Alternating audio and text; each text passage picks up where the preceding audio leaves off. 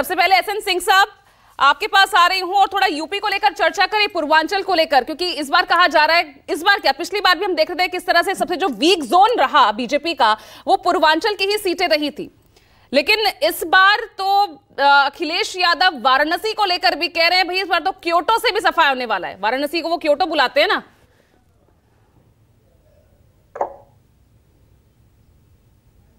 पूजा जी देखिए 2019 का परिणाम आप देखेंगे तो कांग्रेस का पूरी तरह से सफाया था। समाजवादी पार्टी को एक भी सीटें नहीं मिली थी, भारतीय जनता पार्टी को 10 सीटें मिली थी और 4 सीट बीएसपी को मिली थी 2019 के जो चुनाव परिणाम थे। और मैं तो ये कहूंगा कि आप देखेंगे कि 2014 और 19 के चुनाव के अतिरिक्त भी छोटे बड़े जितने चुनाव हैं, क्योंकि कांग्रेस का उत्तर प्रदेश में कोई जनाधार नहीं, वहां जनाधार समाजवादी पार्टी का था, जो 2014 के बाद लगभग 22 चुनाव समाजवादी पार्टी हार चुकी है। 1992 में बनी हुई समाजवादी पार्टी जब तक मुलायम सिंह जी के हाथ में उसका नेतृत्व था, वो न सिर्फ उत्तर प्रदेश में, मध्य प्रदेश और राजस्थान में भी 2-4 सीटें विधानसभा में भी पा जाती। लेकिन पूजा दी पता नहीं उत्तर प्रदेश की जनता क्यों समाजवादी पार्टी पे भरोसा ही नहीं करती, क्यों? क्योंकि उत्तर प्रदेश की जनता ने देखा उस हाहाकार को, अत्याचार को, दुराचार को, निराधार को, कि समाजवादी पार्टी की जब सरकार रहेगी वो सबके लिए कार्य नहीं होगी, ओबीसी के लिए कार्य नहीं होगा, दलितों के घर जलाए जाएंगे। चल हो जा शुरू। केसरिया से मन जोगी हुआ रे, दिल झूमे देखो पतवारा हुआ रे, दिल झूमे देखो पतवारा हुआ रे। हर पल मनाओ केसरी त्योहार। विमल बोलो जुबान केसरी।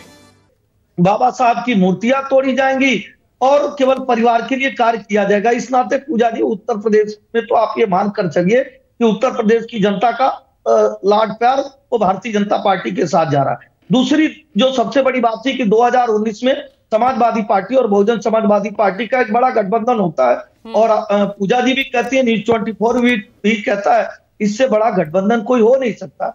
उसके बावजूद भी उत्तर प्रदेश की जनता का आशीर्वाद मोदी जी के साथ जाता है, क्योंकि मोदी जी ने जो 2014 से लेकर 19 तक कार्य किया था और 17 से 19 के बीच में जो योगी आदित्यनाथ जी की सरकार कार्य की थी, जनता ने उस पर भरोसा दिया है। और आप देखे होंगे जब 2022 में विधानसभा के चुनाव होते हैं तो 37 साल का एक रिकॉर्ड होता है कि सरकारें बदलती रहती थी उत्तर प्रदेश में, लेकिन उत्तर प्रदेश की जनता ने कहा नहीं, योगी आदित्यनाथ जी के आने के बाद, आदरणीय मोदी जी के आने के बाद उत्तर प्रदेश जिस तरह से विकास के मार्ग पे चला है उसमें कोई रुकावट न आए और वो 37 साल का इतिहास बदलते हुए उत्तर प्रदेश की संपूर्ण जनता का प्यार आशीर्वाद। लेकिन अगर मैं उत्तर प्रदेश की सीटों की बात करती हूं तो ये 7 सीटें पूर्वांचल की 2019 में जहां आपको हार भी महसूस हुई, हार जहां आपको हासिल हुई थी, और कई ऐसी सीटें थी बहुत ही क्लोज, बहुत ही कम अंतर था जीत का, तो चुनौतीपूर्ण तो है।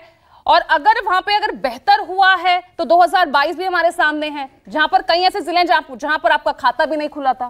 फिर इस बार कैसे उम्मीद, और शायद यही कॉन्फिडेंस अखिलेश यादव को आ रहा है इसी बात से।